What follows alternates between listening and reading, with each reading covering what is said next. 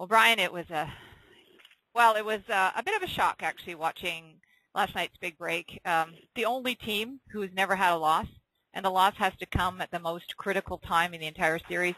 It's hard not to look at it and say, hey, why didn't this happen in the beginning where you had a strike and then, get that other win right at the end? It just seems so, well, unfair in some ways. So what are your thoughts? You watched it now that you played it, you watched it.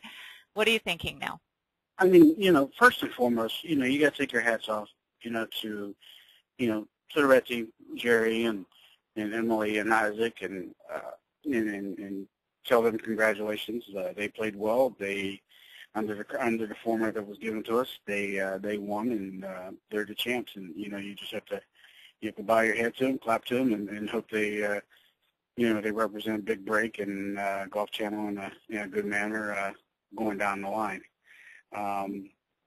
Honestly, my views, on the format and in the final, I guess it's the more time you have after it. Obviously, we've had a lot of time to think about it. There are some qualities of it that we think are unfair. We are the only team that didn't have a loss. And when we get the loss, unfortunately, it's in the final, but we're also the same team in that same breath that didn't get a second chance.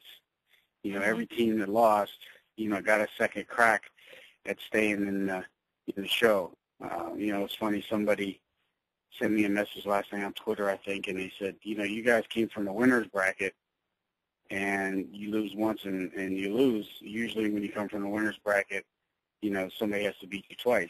And, but that's unfortunately not the rules or not the way that Golf Channel or Big Break wanted the show to play out. And, it's unfortunate for us. It really is. I mean, we worked really hard to be undefeated and earn that privilege to be in the finals. And in the same breath, it kind of stinks a little bit to be also know that we don't get that second chance like the other teams did. Mm-hmm. Well, there were two things that I thought about in the format. First of all, there was no opportunity for the teams to strategize. You were said, no, NFL play NFL, women play women, and the men play men. We saw last week where a woman played a man, and, that showed a lot of opportunity for the teams to actually strategize on how to win, and that wasn't given. You weren't given that opportunity. And the second thing is it was match play, and I love match play. I think it's really exciting, and I love it when they do it with the World Championships and golf and stuff. But in some ways, stroke play is really more of a test of the overall, end-to-end of a game than match play, even though it may not be as exciting to watch. And I thought it should have been a stroke play, and there should have been an opportunity for the teams to strategize going in. Your thoughts on that? To touch on your first topic about being able to strategize as a team, I think that was extremely. That hurt us a lot, I think. I think that definitely would have benefited us a lot more than probably Team Race. And I say that for two instances that stand out. When Chris hit 3-wood and topped it, I would have really got on him and said, no, you need to hit driver, only because I've seen him hit driver so well during the show. In the few challenges that he had to hit driver, he hit it good. And to be honest, I hadn't seen him hit a 3-wood off a tee yet. So it would have been something where, I think maybe if he had a chance to talk to us, he might have been like, yeah, you know what, you're right. 3-wood, it definitely isn't the play. Let's hit driver because I've been hitting it good and go down. And, in that hole, he winds up making, it was triple bogey when it was all said and done. Jerry gave him a putt. And that was a dagger. It stunk for our team to get off to the start they did with me 3-putting.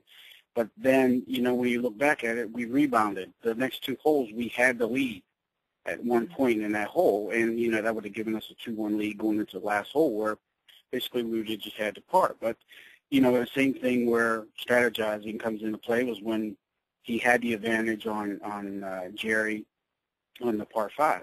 Jerry had hooked it into the junk and played a great shot to get it back into play. I think he left himself a little bit over 200 yards into that hole.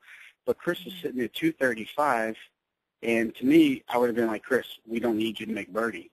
And the only reason you hit hybrid into that hole is to make birdie, and we didn't need him to make birdie. I mean, Jerry was going to have to play really, really well to make par. And Chris, at that point, in my estimation, and Shannon's as well, had a pretty easy par. If he just hits, from 235, if he just hits 7-iron down the fairway, he has pitching wedge or at most into the green, 2-putt walk away. Fish doesn't really even have to play the hole, or all she has to do is play it a little bit easy, relaxed. So that kind of stunk, and I think, that's where you could see maybe the flaws in Chris's games in respect to course management. It's different to be able to hit shots, a flop wall, pitch shot, a putt, but when you have to come into playing a little bit of golf, there is strategy behind it, and I think that's where Shannon and I's experience would have been able to help the team.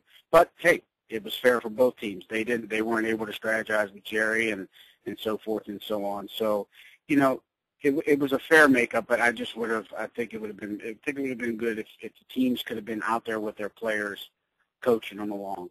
I think that would have been a big help. To answer your second question about stroke play, I think stroke play would have been a lot better. The thing that's tough about the way we played that is it's 4 holes. And, to my knowledge, every other big break, I think the minimum holes they've played were 9 holes. So to play 4 holes, I understand the 4 quarters. That all makes sense and all. But there's no rhythm. It's tough. And it wasn't fair for either team. Not just because we lost. I don't think it was fair for either team. I think if they would have lost, I think they would have felt bad too. That geez, we only played 4 holes of golf in the final. So I think when it comes down to that too, I think it was a little unfair. For Christ's sake, the semifinal played 6 holes. So I've never known a semifinal to get more of an advantage to play than a final match. So, I would have liked to maybe at least see it play, 9 holes, combined score, something like that, where, the NFL players went off in a group and boom, they teed off. And then, Fish and Emily teed off on the next, on one right after them. And then, me and, Isaac teed off after. And we played a 9 holes combined score. And you kind of knew, and it would be a high score obviously because it'd be 3 holes, but you could put it into a plus or minus format. If at the end of the 9 holes, Chris was 8 over and Jerry was 7 over, and they'd be like, hey, they're +8, +7, they're down 1, they're up 1. I think there was ways to do it where the final could have had a more opportunity for players to be able to to play. And I don't think the final got a fair, representation of what the players can do as a whole. And but again, you go into this knowing that anything can happen on big breaks. That's one of the unbelievable gifts that the show has. It teaches you to expect the unexpected. And it was regardless of the format, if I think it's fair, if Isaac thinks it's fair, if anybody thinks it's fair, we both played under the same rules. It wasn't like somebody was given, a different set of rules. I just think that there was ways that they could have done it where it could have been showcased a little more. And I think my only issue probably with the whole thing is probably the fact that, we still have 1 loss. And I think that probably burns even more than anything is that, we still have 1 loss. And, they have 1 loss, but they got that, second chance to do something with their loss. And, I think even with, time restraints or whatever they had, it could have been easily done. They could have just said, hey, red team, if you guys beat them and give them their loss, then we go back to that hole. You guys pick a player, and we play that last hole until somebody wins as a sudden death playoff. Yeah. And, I even think that would have been fair. And, that would have given people a chance to see, some real pressure if the show still ended the way it did. Yeah. Interesting. Yeah, I've never even thought about that, but that would have been a good way. In previous big breaks, they've played a lot of holes, and what they did is and then they just do they cut it out and say, okay, we won't show these holes, and then exactly. Then they'll jump in and show another hole. They've Yeah, done that, they just tell you what they did. They say, hey, on holes 5 and 6, this player did this and this player did that. Yeah, exactly. I yeah. mean, so you could have edited it down that it would have still made TV, but it was just, I think they could have showcased the golf part of it, a lot more, because I think that's the biggest slack that Big Break gets. As great as a golf show it is that so many people complain that there's not enough golf. There's more shots, but there's not enough flat-out playing golf. And, last night, I think personally, again, I think that was just another true testament. We only played 4 holes. I mean, it's, let's be honest, any professional will tell you it probably takes you 4 or 5 holes to get into the round. And, yeah. So, just as we think we're starting to get going, it's over. And, yeah. But again, like I said, I can't reiterate enough how it was fair for both teams. Both teams had the same rules, and that's it. I don't I'm not sitting here trying to make it sound bitter that we lost, but I mean, it's like I said, my biggest gripe is that we only have 1 loss, and it stinks that we still only have 1 loss. Did you get a chance to talk to the Golf Channel people about this, or share your thoughts or anything? Did they ever ask for feedback on the show, what they did right, what they did wrong, or what they could do better? Is that ever come up when you? I'm friends with a lot of the guys, so I'm sure even as you post this interview, I'm sure they'll listen to it, and maybe that'll be their feedback. I mean, it's really not my place to tell somebody how to run their business. I think this show has been extremely successful, and they've done a great job with it. So, I really don't think that they need me to tell them what to do, because, I mean, they've lasted 20 years, 20 series, and they're still going strong. So I don't think my 2 cents is really something that's needed. But, I'm sure that they know along the line sometimes, like, we could have did this better, we did that wrong, whatever. I mean, that's with any business. You go through those growing pains and mistakes and what have, could have, should have, instances. And, I think this is one of those, I just think this is one of those instances where, it could have been done just a hair differently, but, it's okay. I'm honored and privileged to have had the opportunity to do this show, and knowing the outcome, would I do it all over again? Absolutely.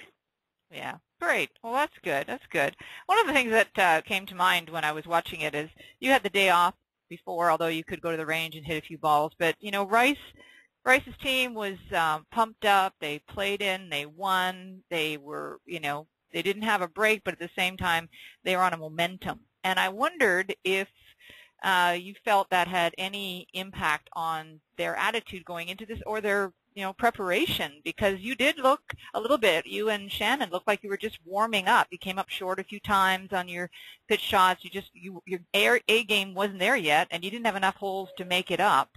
Just wondered if you thought anything about that day off. No, I don't think that day off had anything to do with the way we played. I mean, I know it didn't for me, and I don't think it did for Fish. Maybe it did for Chris. But I can't answer for him. But I'm pretty sure it didn't. I know it didn't for me.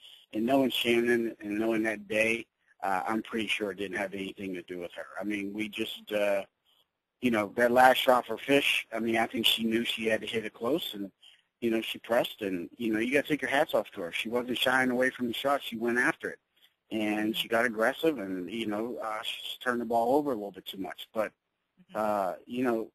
I think the worst shot would have been if she hit something weak and didn't hit the green. But, I mean, she made a good swing, I mean, she did what she had to do. And, Emily was giving her flack for backing off a few times. But, when a shot's that important, you back off. And maybe, when we had our first challenge early in the year when she missed that little 1.5 putt, maybe she should have backed off if she wasn't ready. But, maybe she'll learn from that. And just like Fish, she wasn't ready. She knew what the process was for her shot making, and she backed off, and so she was ready to go. Yeah. Well, it was nice to see, though, that Chris was cheering you guys on, said some nice stuff about you at the end, kind of wrapped it up, given all the the drama that's occurred within your team. But he looked, like he was there for you guys and cheering you on, even when there were some shots that weren't as great as you wanted them to be. And that was kind of nice to see. But it was interesting when he started talking about his own game. he really underplays some of the disastrous shots he hit, and I just thought, does he do that just to keep the positive attitude, or does he really not see how bad some of those shots No, I mean, were? you know, with all due respect, I just don't think he really sees how bad his shots are. I mean, those are, I mean, you know, I don't know too many three handicaps to top the ball off the tee. So, you know, it's unfortunate that, you know, at the time when, you know, his game needed to be at its peak, you know, he made some swings that, you know, made you question, whoa, you know, are you ready for this? And, you know, but that's the pressure of the big break. You know, I've hit some shots on big break where I look at him like, oh, my God, I would hit that shot at home if I put 100 balls down. But I've done it, you know, and that's just the pressure of the show. And that's all you can say. Yeah. Well, it was a great series, and it was a lot of fun talking to you every week. And, you know, you certainly did have one of the most interesting teams out there and the most successful. Put that together, which is an interesting combination given what you had to go through. Is there anything you want to close with today or anything you want to share, even if you want to talk a little bit about what's next for you, Brian? What are you doing? That would be a great way to close off today. You know, next for me is I'm gonna stick around Arizona. I'll play some on the Gateway Tour. I'll do probably gonna do Canadian Tour qualifying, and you know I'll pretty much keep the same type of schedule I did last year. I got a big event in Pittsburgh this year. I'm up for a couple exemptions. You know, 2 on the PGA Tour, 1 on the Web.com Tour this year. Hopefully I get them. Oh, great. And you know, just keep plugging along. I mean, this is just a speed bump. And you know, I'll be ready to go. It's, you know, it would be disrespectful of me if I didn't again take the time to thank, you know, NBC, Golf Channel, all the people at Big Break for all the work they did. You know, for the privilege of giving myself and Shannon and the rest of the 18 players the opportunity to be on TV, to play a game we love, to participate in an event that we all hold so dear to our hearts. And, you know, just a few special people I really need to thank, and that's Jay Kossoff and, you know, Paul Slagle and TJ Hubbard, you know, at Golf Channel. Those guys, you know, I have a lot of respect for you, and I appreciate what you've done for me and my family. You've given me an opportunity of a lifetime, and, you know, I hope I carry that tradition on and wear the flag of being a Big Break participant and proudly. That's terrific. Well, thank you, Brian. That's really wonderful. Well, please stay in touch with me. I'd love to share what's happening in your life, and good luck with those exemption opportunities. And hey, if the Canadian Tour comes up near British Columbia at some point, it'd sure be great. If it's close, yeah, let me know. I'll come and watch. So anyway, Brian, you take care. You know, all the best in your future. I know I'll see you out there on the main tour. I'm confident in you and watched what you've been doing. So best of luck, and thank you so much again for everything. Thank you very much. Okay, take care. Bye-bye.